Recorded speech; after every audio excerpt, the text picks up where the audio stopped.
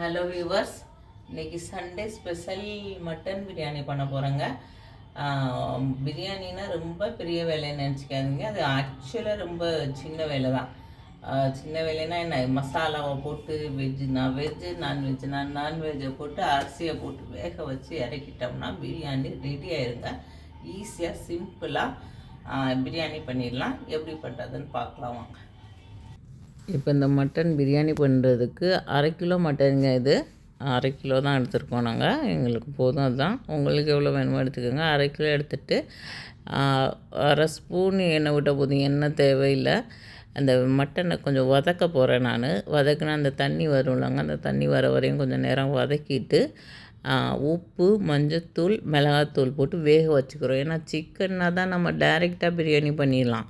மட்டன்னா கொஞ்சம் வேக வச்சு எடுத்துகிட்டு தான் நம்ம பிரியாணி பண்ண முடியும். இந்த சின்ன ஆடு கிடச்சா டைரெக்டாக பண்ணிடலாம். அதெல்லாம் நம்ம ஊர் சைடு தான் செட் ஆகும்.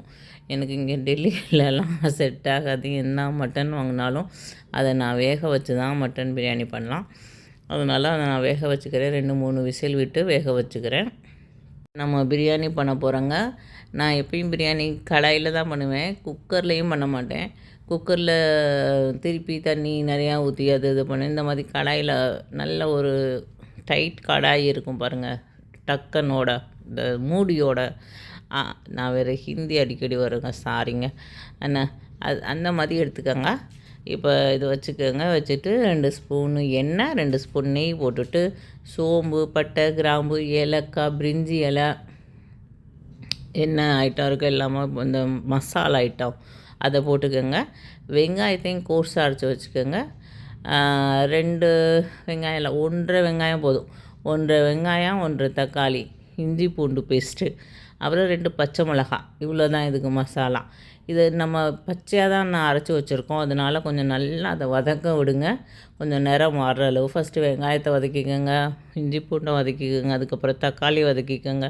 அது கொஞ்சம் நிறம் மாறிடும். நிறம் மாறினோன்னா எப்பயும் போல் மஞ்சத்தூள், 1 ஸ்பூன் மிளகாத்தூள், 2 ஸ்பூன் மல்லித்தூள், அப்புறம்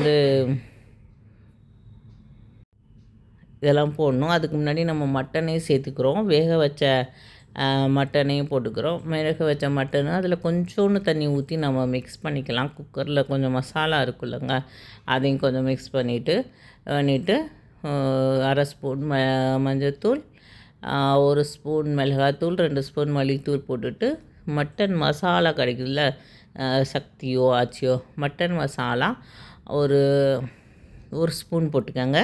அப்புறம் இந்த பிரியாணி பண்ணுறதுனால பிரியாணி மசாலாவும் 1 ஸ்பூன் போட்டுக்கோங்க. இது எல்லா மசாலாவும் நமக்கு ரெடிமேடாகவே இருக்குது. இது அரைச்சி கூட பண்ணலாம். ஆனால் நம்ம தான் இப்போ ரெடிமேடாக எல்லாமே, யாரும் இப்போ அதெல்லாம் பண்ணிகிட்ருக்காது. இந்த மாதிரி ரெடிமேடாக நான் அப்படியே போடுறேங்க. உங்களுக்கு அளவு கரெக்டாக வேணும்னா 1 ஸ்பூன் போட்டுக்கோங்க. நல்லா கிளறி விட்டுக்கோங்க. மட்டனோட அந்த மசாலாலாம் மிக்ஸ் ஆகட்டும். எனக்கு கொஞ்சம் அதுக்கப்புறம் நான் லெமன் ஜூஸ்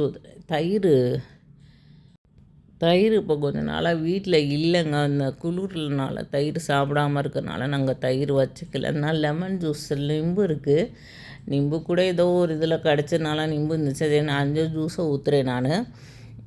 அதையும் ஊற்றி இந்த மாதிரி நல்லா மட்டன் மிக்ஸ் ஆகிடுச்சு எல்லா மசாலாவோடையும். அப்புறம் தனியா, புதினா கட் பண்ணி வச்சுருக்கேன், அதையும் நம்ம போட்டுட்டு மிக்ஸ் பண்ணி விட்டுட்டு, நான் இப்போ ஒரு கிளாஸ் காமிச்சேன் பார்த்தீங்களா, அதில் 2 கிளாஸு ரைஸ் போடுறேன். நீங்கள் என்ன ரைஸ் போடுறீங்க, நான் ஆக்சுவலி சொல்லியிருக்கேன், நான் சோனா மசூரி யூஸ் பண்ணுறதுனால அந்த ரைஸை தான் போடுறேன். அதுக்குன்னு பிரியாணிக்குன்னு ஸ்பெஷலாக ரைஸ்லாம் வாங்க மாட்டேங்க. பாஸ்மதி ரைஸ் அது இதெல்லாம் இல்லை. பாஸ்மதி ரைஸில் வாங்கினீங்கன்னா அதை 1/2 மணி நேரம் ஊற வைக்கணும்.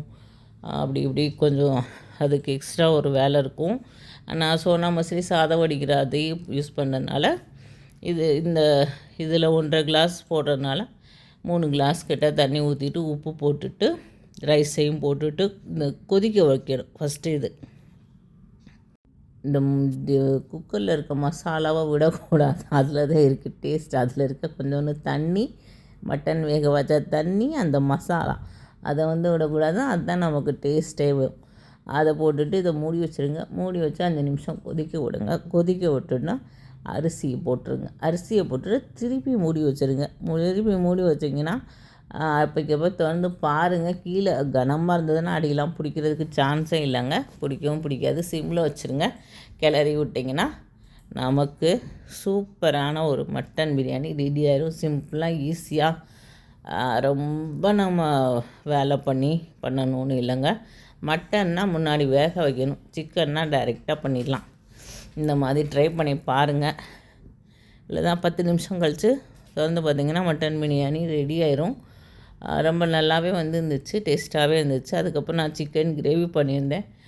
அது அநேகமாக நாளைக்கு தான் போட முடியும். இன்றைக்கி இவ்வளோ தான் எடிட் பண்ணி போட முடிஞ்சிச்சு. அவ்வளோதாங்க. மட்டன் பிரியாணி எப்படி வந்திருக்குன்னு பார்த்தீங்களா? நல்லா போலன்னு மட்டன் பிரியாணி ரெடிங்க. என்னோடய சேனல் பிடிச்சிருந்தா லைக் பண்ணுங்கள், ஷேர் பண்ணுங்கள், சப்ஸ்கிரைப் பண்ணுங்கங்க. ஓகேங்க, பாய்ங்க. மட்டன் பீஸ்லாம் நல்லாவே இருந்துச்சுங்க. கொஞ்சம் நேரம் வேக வச்சுட்டா நல்லா வெந்துருங்க. நம்ம ஊர் சைட்லாம் நல்ல மட்டன் கிடைக்கும் அப்படி இப்படின்னா டைரெக்டாக போடுவாங்க சில பேர். நம்மலாம் வேக வச்சு தாங்க போடுவோம். ட்ரை பண்ணி பாருங்கள். மேலே கொஞ்சம் நெய் போட்டுக்கிட்டிங்கன்னா இன்னும் கொஞ்சம் நல்லாயிருக்கும் பிரியாணி.